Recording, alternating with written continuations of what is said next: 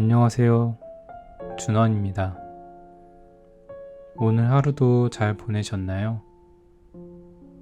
짧은 장마가 끝나고 이제는 열대야가 계속되고 있는데 잠은 잘 주무시고 계신가 모르겠네요. 저는 더워서 새벽마다 몇 번씩 잠을 깬답니다. 깊은 잠을 못 자니까 그래서 몸이 더 피곤한 것 같기도 하고, 이럴 때일수록 모두 건강관리 잘 하셔서 무탈한 여름 나시길 바랍니다. 그리고 다시 대유행 중인 코로나도 더욱 조심하시길 바라요. 오늘 밤 제가 읽어드릴 책은 프레드릭 베크만의 불안한 사람들이란 책입니다. 소설 오베라는 남자로 1300만 독자를 사로잡았던 프레드릭 베크만이 쓴 최신작으로 웃음과 감동을 함께 선사하는 소설입니다. 소설 속 배경은 인질극은커녕 자전거 도둑도 없는 조용하고 평화로운 도시입니다.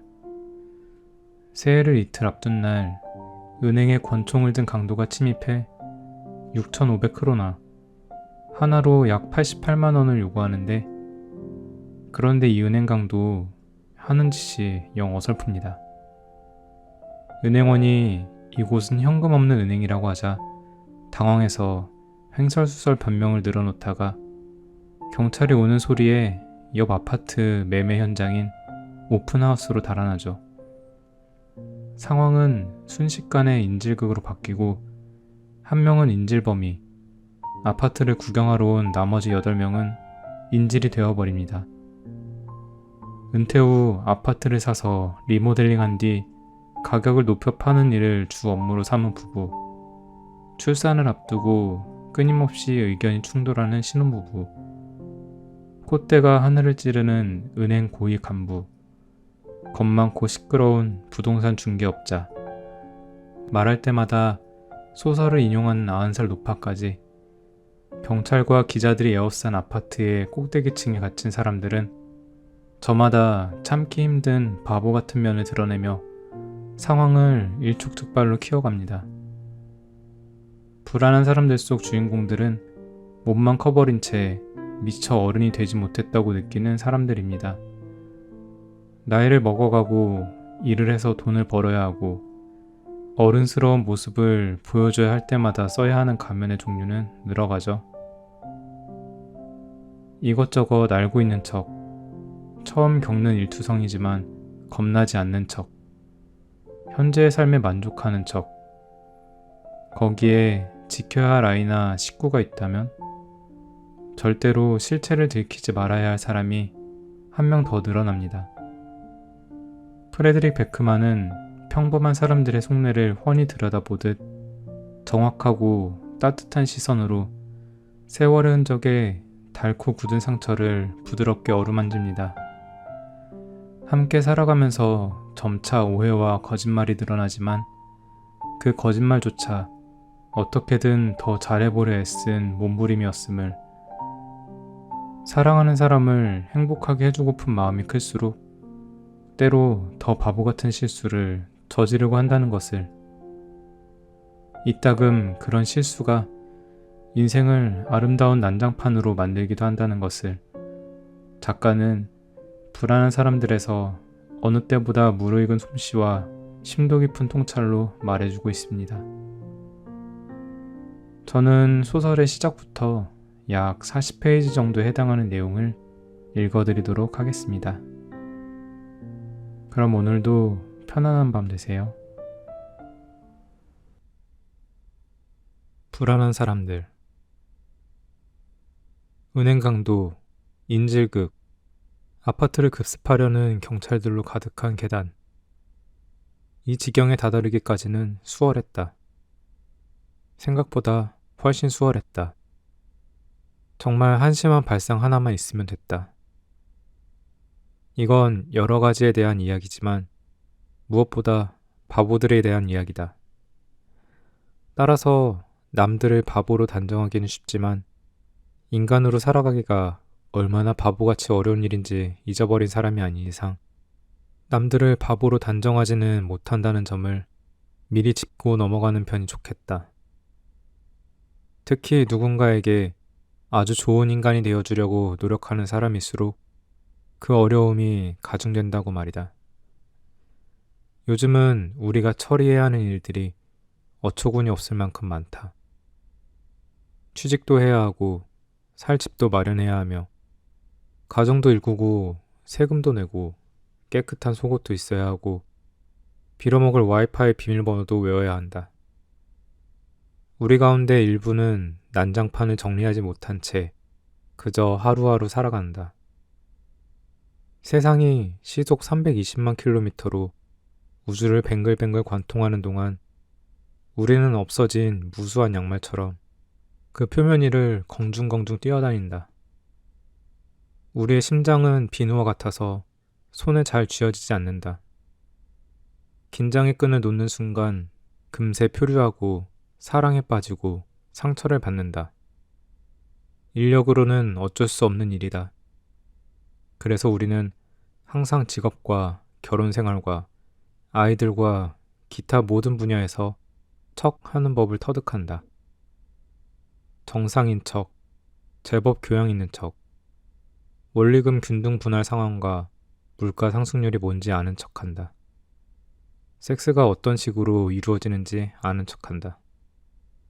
사실 우리가 섹스에 대해 아는 건 USB 단자에 대해 아는 수준이고 이 녀석을 제대로 끼우려면 기본적으로 3번은 허탕을 쳐야 하는데도 말이다.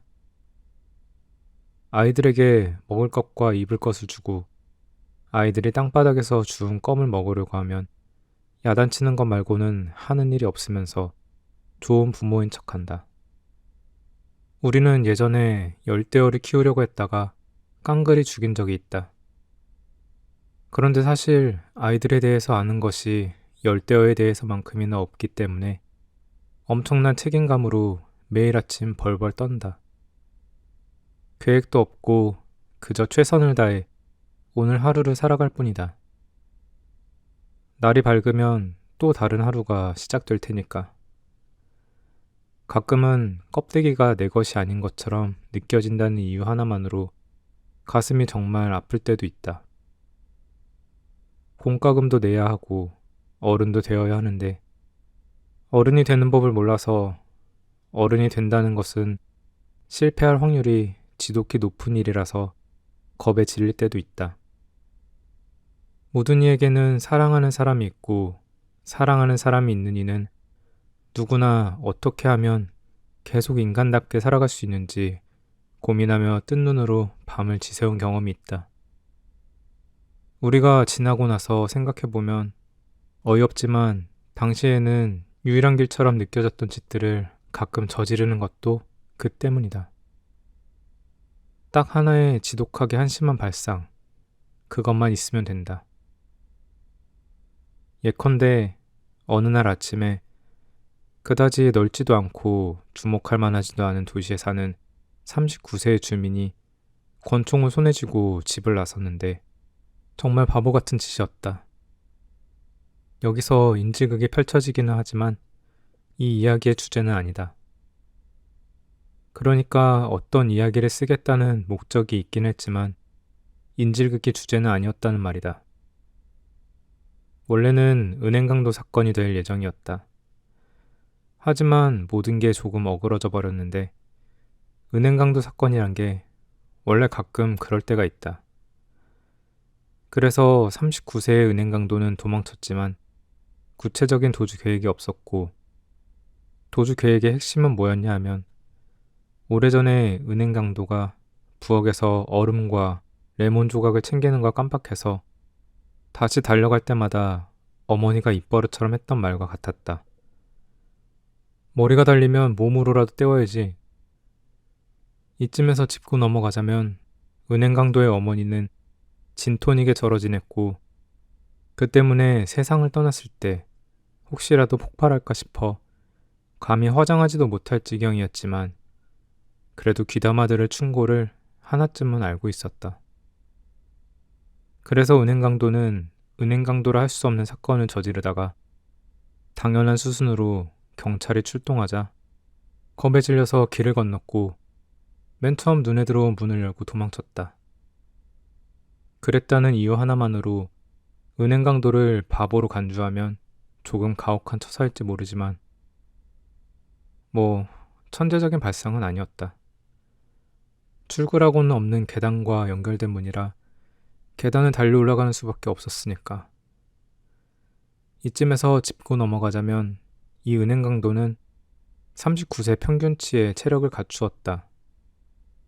영혼 속에 인스타그램 사진을 닥치는 대로 흡수하는 블랙홀이 있어서 얼토당토않게 비싼 자전거용 반바지나 수영모를 사는 것으로 중년의 위기를 해결하는 대도시의 39세가 아니라 의학적인 관점에서 볼 때 치즈와 탄수화물의 일일 소비량이 건강에 최적화되었다기보다 SOS 요청에 가까운 39세의 평균이다. 그렇기 때문에 꼭대기층에 다다랐을 무렵에는 모든 샘구멍이 열려서 숨쉬는 소리가 안으로 들어가려고 문에 난 구멍에 대고 암호를 속삭이는 비밀 결사단의 목소리처럼 들렸다. 하지만 강도는 우연히 고개를 돌렸다가 어느 아파트 문이 열려있는 것을 보았다. 마침 매물로 나온 아파트라 구경하러 온 잠재 고객들로 버글거렸다. 그래서 은행 강도는 숨을 헐떡이고 땀을 뻘뻘 흘리며 권총을 허공으로 들어올리고는 비틀비틀 안으로 들어갔고 그렇게 해서 이 이야기가 결국 인지극이 되었다. 이후 사태는 정석대로 흘러갔다. 경찰이 건물을 에워쌌고 기자들이 출동했고 사건이 TV에 보도됐다. 이런 상황이 몇 시간 동안 계속되자 은행 강도는 항복하는 수밖에 없었다. 달리 대안이 없었다. 그래서 인질 8명, 그러니까 잠재 고객 7명과 부동산 중개업자 1명이 풀려났다. 그러고 나서 2, 3분 뒤에 경찰이 아파트를 습격했다. 하지만 그 안에는 아무도 없었다. 아무도 은행 강도의 행방을 알지 못했다. 이 시점에서 당신이 알아야 할 것은 그게 전부다. 이제 이야기를 시작할 수 있겠다. 10년 전에 한 남자가 어느 다리 위에 서 있었다. 이 이야기의 주인공은 그 남자가 아니기 때문에 지금 당장은 그 남자에 대해 생각하지 않아도 된다. 하지만 당신은 계속 생각이 날 것이다. 쿠키 생각을 하지 말라고 하면 계속 쿠키 생각이 나듯이. 쿠키 생각하지 말라고요. 당신은 그 남자가 10년 전에 어느 다리 위에 서 있었다는 것만 알고 있으면 된다. 난간 위, 수면 저 높이, 그의 생애 끝에 이제 더는 거기에 대해 생각하지 말기로 하자. 좀 더 기분 좋은 생각을 하기로 하자. 쿠키 생각을 하기로 하자. 별로 크지 않은 어느 도시의 새해 이틀 전날이다. 경관과 부동산 중개업자가 경찰서 조사실에 앉아있다. 경관은 이제 겨우 20살을 넘긴 듯이 보이지만 아마 그보다 나이가 많을 테고 부동산 중개업자는 40살이 넘어 보이지만 아마 그보다 젊을 것이다. 경관이 입은 제복은 너무 작고 부동산 중개업자가 입은 재킷은 조금 크다. 부동산 중개업자는 여기서 그만 나가고 싶다는 표정을 짓고 있고 그녀와 15분 동안 대화를 나눈 경관도 부동산 중개업자가 이제 그만 나가주었으면 하는 표정을 짓고 있다. 부동산 중개업자가 어색하게 웃으며 무슨 말을 하려고 입을 열자 경관은 숨을 들이마셨다가 뱉는데 한숨을 쉬는 건지 막힌 코를 뚫으려는 건지 알 수가 없다. 질문에 대답해 주시죠. 그가 청한다. 부동산 중개업자는 얼른 고개를 끄덕이고 불쑥 내뱉는다. 안녕하시죠? 아니, 질문에 대답을 해달라고요. 경관은 같은 말을 반복하며 어린 시절 어느 시기의 삶에 환멸을 느낀 뒤 그 감정을 아직 극복하지 못한 성인 남자에게서 흔히 볼 수 있는 표정을 짓는다. 우리 부동산 중개업체 상호가 뭐냐고 물었잖아요. 중개업자가 이렇게 소리치며 손끝으로 테이블을 두드리자 경관은 그녀에게 모서리가 뾰족한 물건을 던지고 싶은 충동이인다. 아니요, 제가 언제요. 전 여러분을 인질로 삼은 범인이 상호가 하우스 트릭스예요. 알겠어요? 아파트를 살 때 노하우. 그러니까 트릭을 잘 아는 사람한테 맡기고 싶잖아요. 안 그래요? 그래서 나는 이렇게 전화를 받아요. 감사합니다. 하우스 트릭스 부동산입니다. 안녕하시죠? 중개업자는 방금 전까지 권총으로 협박을 당하며 인질로 잡혀있는 끔찍한 경험을 한 참이었고, 그런 일을 겪으면 누구든 횡설수설할 수 있다. 경관은 짜증을 참는다. 그는 버튼이라도 되는 듯 눈썹 사이를 양쪽 엄지손가락으로 세게 누른다. 그 부분을 양손으로 동시에 10초 동안 누르고 있으면 초기화 모드로 다시 가동되기라도 하는 것처럼. 아, 네. 그렇지만 이제 그 아파트와 범인에 대해 몇 가지만 여쭤보겠습니다. 그는 앓는 소리를 낸다. 그에게도 힘든 하루였다. 경찰서가 작고 인력이 부족해서 그렇지 그들의 능력에는 전혀 문제가 없다. 그는 인질극 직후에 상사의 상사에게 전화로 설명하려고 했지만 당연히 요령 부득이었다. 전체 사건을 전담할 특별수사팀이 스톡홀름에서 파견될 거라고 했다. 상사는 그 소식을 전하며 수사팀이 아니라 스톡홀름을 강조했다. 수도에서 내려오는 사람들은 무슨 슈퍼히어로라도 된다는 걸까? 그보다는 환자에 가까울 텐데 말이지. 경관은 생각한다. 그는 엄지손가락을 계속 눈썹에 대고 있다. 이번이 이 사건을 그의 손으로 해결할 수 있다는 것을 윗선에 증명할 수 있는 마지막 기회인데, 목격자가 전부 이 여자 같다면 무슨 수로 사건을 해결할 수 있을까? 오키도키요. 부동산 중개업자는 이 말의 어원이 스웨덴어라도 되는 듯이 짹짹거린다. 경관은 수첩을 내려다본다. 오늘 같은 날 오픈하우스를 여는 건 이상하지 않나요? 새해 이틀 전날인데? 부동산 중개업자는 고개를 젓고 씩 웃는다. 하우스트릭스 부동산이 볼 때 나쁜 날은 없어요. 경관은 심호흡을 한 번 하고 연거푸 몇 번을 더 한다. 그렇군요. 이제 다른 얘기로 넘어갈게요. 범인을 보았을 때 맨 처음 어떤 반응을? 아파트에 대해서 먼저 물어보겠다고 하지 않았어요? 아파트와 범인이라고 해서 아파트 얘기가 먼저 나올 줄 알았는데. 좋습니다. 경관은 으르렁거린다. 좋아요. 부동산 중개업자는 짹짹거린다. 그럼 아파트요. 그 아파트의 구조를 잘 아십니까? 그럼요. 이러니 저러니 해도 내가 부동산 중개업자인걸요? 부동산 중개업자는 이렇게 말하고 소속은 하우스트릭스 부동산 안녕하시죠? 라고 덧붙이려다 경관이 실탄 추정만 안 된다면 그 자리에서 당장 그녀에게 총구를 겨누고 싶어하는 표정을 짓는 것을 보고 참는다. 설명해 주실 수 있을까요? 부동산 중개업자의 표정이 환해진다. 드림하우스예요.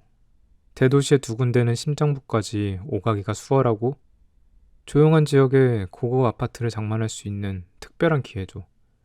오픈 플랜식. 해가 아주 잘 드는 널찍한 유리창. 경관은 그녀의 말어리를 자른다. 그러니까 벽장이나 보이지 않는 수납 공간이나 뭐 그런 게 있느냐고요. 오픈 플랜식 아파트 안 좋아하세요? 벽이 있는 게 좋아요? 벽이 있는 집도 좋죠. 부동산 중개업자는 격려하듯 말하지만 경험상 벽을 좋아하는 사람들은 인간과 인간 사이를 가로막는 장벽도 좋아하더라는 말투다. 이를테면 벽장이 내가 해가 잘 든다는 얘기 했나요? 네. 햇볕을 쬐면 기분이 좋아진다는 연구 결과도 있어요. 알고 계세요? 경관은 거기에 대해 생각해보도록 강요받고 싶지 않은 표정이다. 자신의 행복 지수는 스스로 판단하고 싶어 하는 사람들도 있다. 본론에 집중해 주시겠어요? 오키도키요. 그 아파트에 도면에 없는 공간이 있나요? 그리고 애들 키우기에도 정말 좋아요. 그게 무슨 상관입니까? 그냥 짚고 넘어가고 싶었어요. 입지 말이에요. 애들 키우기에 정말 좋거든요. 사실 오늘 이런 인지극이 벌어지긴 했지만 그것 빼고는 애들 키우기에 환상적인 동네예요. 그리고 애들은 경찰 차려면 사족을 못 쓰는 거 아시죠? 부동산 중개업자는 허공에서 명랑하게 팔을 돌리며 사이렌 소리를 흉내낸다. 그건 아이스크림 트럭 소리 같은데요. 경관이 지적한다. 하지만 무슨 말인지 아시잖아요. 부동산 중개업자는 아랑곳하지 않는다. 제가 드리고 싶은 말씀은 질문에 대답해달라는 것입니다만. 죄송해요. 질문이 뭐였죠? 아파트 면적이 정확히 얼마나 됩니까? 부동산 중개업자는 곤혹스러워하며 미소를 짓는다. 은행 강도에 대해서 궁금하지 않아요? 우리 강도 사건 얘기하는 거 아니었어요? 경관이 어찌나 이를 앙다무는지 발톱 사이로 숨을 쉬려는 것처럼 보인다. 네, 좋습니다. 범인에 대해서 들려주세요. 맨 처음 범인을 보았을 때 어떤 반응을? 부동산 중개업자가 냉큼 말어리를 자른다. 은행 강도요? 맞아요. 한참 뒷구경을 하고 있었는데 은행 강도가 뛰어들어와서 우리 쪽으로 총을 겨누었어요. 왜 그랬는지 알아요? 아니요. 오픈 플래식이니까요. 오픈 플래식이 아니었다면 은행 강도가 우리 전부를 동시에 겨눌 방법이 없었을 거예요. 경관은 눈썹을 문지른다. 알겠습니다. 이번에는 이렇게 여쭤볼게요. 아파트에 숨을 만한 곳이 있습니까? 부동산 중개업자는 이제 막 눈 깜빡이는 법을 배운 사람처럼 아주 천천히 눈을 깜빡인다. 숨을 만한 곳요? 경관은 고개를 뒤로 젖히고 천장을 응시한다. 그의 어머니는 귀찮아서 장래 희망을 바꾸지 못한 아이들이 경찰이 되는 거라고 입버릇처럼 말했다. 남자애들은 커서 뭐가 되고 싶니? 라고 물으면 누구나 경찰요 라고 대답하는 시기를 거치지만 대부분 나이를 먹으면 좀 더 나은 꿈을 찾는다. 그는 자기도 그랬으면 얼마나 좋았을까 하는 생각을 잠깐 한다. 그랬다면 하루하루가 이렇게 복잡하지 않았을 테고 어쩌면 가족들과의 관계도 그랬을지 모른다. 짚고 넘어가자면 그의 어머니는 항상 그를 자랑스럽게 여겼고 한 번도 그의 직업 선택에 실망한 티를 낸 적이 없었다. 그녀 역시 단순한 밥벌이라고 볼 수 없는 목사라는 일을 했으니 이해했던 것이다. 아들이 제복 입는 것을 절대 보고 싶어 하지 않았던 쪽은 그의 아버지였다. 아버지의 실망감이 아직까지도 젊은 경관을 짓누르고 있는지 다시 부동산 중개업자에게 시선을 맞추는 그의 얼굴이 피곤해 보인다. 네. 아까부터 제가 설명하려고 했던 게 그겁니다. 저희는 범인이 아직 그 아파트 안에 있다고 보거든요. 사실 은행 강도가 항복했을 때 모든 인질, 부동산 중개업자와 잠재 고객 전원이 동시에 풀려났다. 그들이 밖으로 나왔을 때 경관 하나가 그 집 앞 계단에서 보초를 서고 있었다. 그들은 잠금 장치에서 딸깍 소리가 나도록 문을 직접 닫고 차분히 계단을 내려가 대기 중이던 경찰차에 몸을 싣고 현장에서 떠났다. 계단을 지키던 경관은 동료들이 계단을 올라오기 기다렸다. 협상 전문가가 은행 강도에게 연락했다. 그 직후에 경찰이 아파트를 급습해보니 아무도 없었다. 발코니 문은 잠겨 있었고 창문도 모두 닫혀 있었고 다른 출구는 없었다. 스톡홀름에서 파견 나온 경찰이 아니더라도 인질 중 한 명이 은행 강도의 도주를 도운 게 분명하다는 결론을 단박에 내릴 수 있었다. 아니면 은행 강도가 아예 도주하지 않았든지. 좋다. 한 남자가 어떤 다리 위에 서 있었다. 이제 거기에 대해 생각해보자. 그는 편지를 써서 붙이고 아이들을 학교에 데려다주고 난간 위로 올라가 아래를 내려다보고 있었다.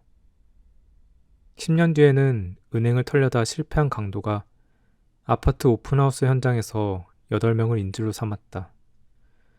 그 다리 위에 서면 그 아파트의 발코니까지 훤히 보인다. 물론 이 모든 게 당신과는 상관없는 얘기다. 뭐 상관이 조금 있을 수도 있겠다. 당신이 평범하고 괜찮은 사람이라면 그 다리 난간 위에 서 있는 사람을 보았다면 당신은 어떻게 했을까? 그럴 때 해도 되는 얘기나 하면 안 되는 얘기 같은 건 없지 않을까? 당신은 그 남자가 뛰어내리지 못하게 막을 수만 있다면 수단과 방법을 가리지 않을 것이다. 일면식도 없는 남자지만 그렇게 하는 것이 인간에게 내재된 본능이다. 생판 모르는 사람이라도 자살하도록 내버려둘 수는 없다. 그렇기 때문에 당신은 그에게 말을 걸고 그의 신뢰를 얻어내려 하고 그러지 말라고 설득해 볼 것이다. 어쩌면 당신도 우울한 상태이기 때문에. 엑스레이상으로는 보이지 않는 곳이 지독하게 아픈데 사랑하는 사람들에게조차 그걸 설명할 방법이 없는 날들이 있기 때문에. 우리 대다수가 외면하고 싶어하는 기억 속 저 깊은 곳에서는 바람과는 다르게 우리가 다리 위에 선 그 남자와 별로 다를 게 없다는 걸 안다. 대부분의 어른들에게는 정말 끔찍했던 순간이 여럿 있었고 두말하면 잔소리지만 꽤 행복한 사람들도 주야장천 행복할 수만은 없다. 따라서 당신은 그를 살리려고 할 것이다. 인생을 실수로 끝낼 수 있을지는 몰라도 직접 뛰어내리려면 선택을 해야 한다. 어디 높은 꼭대기로 올라가 한 발을 앞으로 내디뎌야 한다. 당신은 괜찮은 사람이다. 당신은 수수방관하지 않을 것이다. 젊은 경관은 손끝으로 이마를 만지작거린다. 거기에 어린애 주먹만한 혹이 달려있다. 어쩌다 그렇게 됐어요? 부동산 중개업자는 그렇게 묻지만 사실 또다시 안녕하시죠? 라고 묻고 싶어하는 눈치다. 머리를 맞았어요. 경관은 끙소리를 내고 자기 수첩을 보며 묻는다. 범인이 화기를 잘 다루는 것 같던가요? 부동산 중개업자는 놀라서 미소를 짓는다. 그러니까 권총 말이에요? 네. 안절부절 못하던가요? 아니면 전에도 권총을 여러 번 써본 것 같던가요? 경관이 이렇게 물은 의도는 은행 강도가 이를테면 군인 출신처럼 보였는지 알아내기 위해서다. 하지만 부동산 중개업자는 명랑하게 대답한다. 아니요? 그러니까 진짜 권총도 아니었어요. 경관은 실눈을 뜨고 그녀를 쳐다본다. 그녀의 말이 빤한 농담인지 아니면 그냥 뭘 모르는 건지 헷갈려하는 표정이다. 왜 그렇게 생각하십니까? 누가 봐도 장난감이었어요. 다들 알아차렸을 텐데요. 경관은 부동산 중개업자를 한참 동안 빤히 쳐다본다. 그러니까 농담이 아니었다. 측은하게 여기는 눈빛이 그의 두 눈을 언뜻 스치고 지나간다. 그러니까 무섭지 않으셨겠네요? 부동산 중개업자는 고개를 끄덕인다. 네네네. 나는 위험할 일이 전혀 없다는 걸 알았어요. 그 은행 강도는 아무도 해치지 못했을 테니까요. 경관은 자기 수첩을 쳐다본다. 그녀가 자신의 말뜻을 이해하지 못했음을 깨닫는다. 뭐 마실 것 좀 드릴까요? 그가 동정어린 투로 묻는다. 아니요, 괜찮아요. 아까 이미 물어봤잖아요. 경관은 그래도 물을 한 잔 가져다 주기로 마음을 먹는다. 사실 붙잡혀 있던 사람들은 그들이 풀려난 이후 경찰이 아파트를 급습하기 전까지 무슨 일이 있었는지 아무도 알지 못했다. 경관들이 계단에 집합했을 때 인질들은 이미 경찰차에 올라타 지서로 이동 중이었다. 잠시 후에 협상 전문가가 사태를 평화롭게 해결할 수 있길 바라며 은행 강도에게 연락했다. 하지만 은행 강도는 전화를 받지 않았다. 대신 한 발의 총성으로 응수했다. 경찰이 아파트 문을 부수고 들어갔을 때는 이미 늦었다. 거실로 들어가 보니 바닥이 피투성이었다. 젊은 경관은 경찰서 직원 휴게실에서 고참 경관과 마주친다. 젊은 경관은 물을 뜨러 간 참이고 고참 경관은 커피를 마시고 있다. 세대가 다른 경관들이 종종 그렇듯 둘의 관계는 복잡하다. 퇴임을 앞둔 쪽은 모든 일에 의미를 부여하려 하고 이제 막 일을 시작한 쪽은 목적을 찾으려 한다. 어이! 고참 경관이 외친다. 안녕하세요. 젊은 경관은 조금 무시하는 투로 답한다. 커피 한 잔 권하고 싶지만 여전히 커피는 마시지 않겠지? 고참 경관은 그게 장애라도 되는 듯이 묻는다. 네. 젊은 경관은 상대가 권한 것이 인육이라도 되는 듯이 대답한다. 고참 경관과 젊은 경관은 음식이나 음료에 관한 한, 아니, 그 어떤 것에 관해서도 공통점이 거의 없다. 점심시간에 순찰차에 함께 타고 있으면 계속 부딪히는 것도 그 때문이다. 고참 경관이 가장 좋아하는 음식은 인스턴트 메시드 포테이토를 곁들인 휴게소 핫도그이고 금요일마다 뷔페식으로 운영되는 동네 음식점에서 직원이 접시를 치우려고 하면 그는 항상 경악한 표정으로 접시를 낚아채며 외친다. 접시를 왜 치워? 뷔페잖아. 내가 테이블 아래에 웅크리고 누워있으면 그때 다 먹었나 보다 하라고. 젊은 경관이 가장 좋아하는 음식이 뭐냐고 누가 고참 경관에게 물으면 그는 이렇게 대답할 것이다. 바닷말이랑 미역이랑 날 생선으로 만든 그 머시갱이지. 자기가 무슨 소라게인 줄 아는지 원. 한 사람은 커피를, 한 사람은 차를 좋아한다.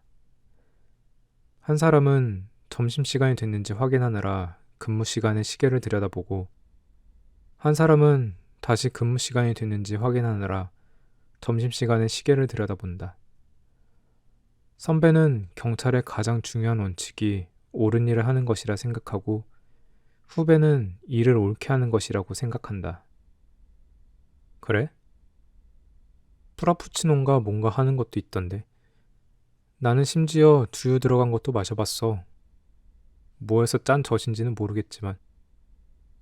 고참 경관은 말하고 요란하게 킥킥대면서도 젊은 경관 쪽을 소심하게 흘끗거린다. 아, 네. 젊은 경관은 귓등으로 흘리며 중얼거린다. 그 망할 부동산 중개업자를 조사하는 건 잘 돼가고 있나? 고참 경관은 물색 없는 질문을 얼버무리려고 농담조로 묻는다. 네. 젊은 경관은 딱 잘라 말하고 짜증을 참기가 점점 힘들어지자 문 쪽으로 걸음을 옮기려고 한다. 별일 없는 거지? 고참 경관이 묻는다. 네네, 아무 일 없어요. 젊은 경관은 앓는 소리를 낸다. 내 말은 그런 일이 벌어진 뒤라 만에 하나 괜찮습니다. 젊은 경관은 딱 잘라서 대답한다. 확실해? 네. 그건? 고참 경관은 젊은 경관의 이마에 난 혹을 턱으로 가리키며 묻는다. 괜찮아요. 별거 아니에요. 이제 그만 가봐야겠습니다. 그래 뭐 부동산 중개업자 조사하는데 도움이 필요하지는 않고? 고참 경관은 묻고 젊은 경관의 신발을 초조하게 쳐다보는 대신 애써 미소를 지으려고 한다. 저 혼자 해도 됩니다. 내가 기꺼이 도와줄 수 있어. 아니요, 괜찮습니다. 확실해? 고참 경관은 큰 소리로 묻지만 대답 대신 아주 확실한 정적만 이어진다. 젊은 경관이 사라진 뒤에 고참 경관은 휴게실에 혼자 앉아 커피를 마신다. 선배들은 후배들에게 어떤 말로 관심을 표현하는 게 좋은지 잘 모른다. 하고 싶은 말이 네가 힘들어하고 있는 거 안다 뿐일 때 과연 어떤 말을 할 수 있을까? 젊은 경관이 서 있던 자리에 빨간 자국이 남았다. 신발 밑창에 아직까지 피가 묻어 있는데 모르는 것이다. 고참 경관은 천에 물을 적셔 바닥을 꼼꼼히 닦는다. 손가락이 떨린다. 젊은 경관은 거짓말을 하는 게 아니고 정말 괜찮을지도 모른다. 하지만 고참 경관은 절대 괜찮지 않다. 아직은 그렇다.